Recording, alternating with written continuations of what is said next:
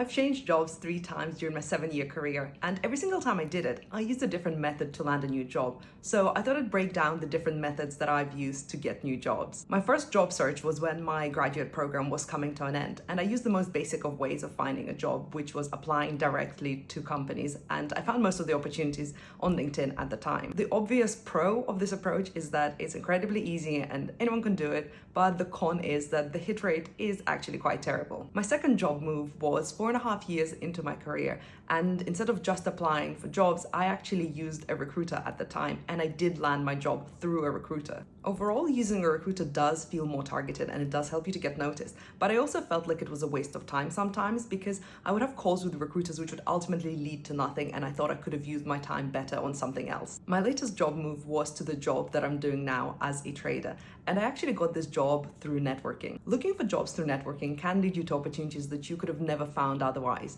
For instance, the job I'm doing now was never advertised to the best of my knowledge, so I don't think there is a way I could have found out about it if it wasn't through my network. I do want to add a disclaimer here because I did have to go through a grueling interview process to get this job, so networking doesn't guarantee success, but I do think it can give you a lot of opportunities that you couldn't have found otherwise. But the downside there is that you have to put yourself out there, and I personally absolutely hate networking. But my experience just goes to show that sometimes you need to do the things that you hate in order to get things that you might want.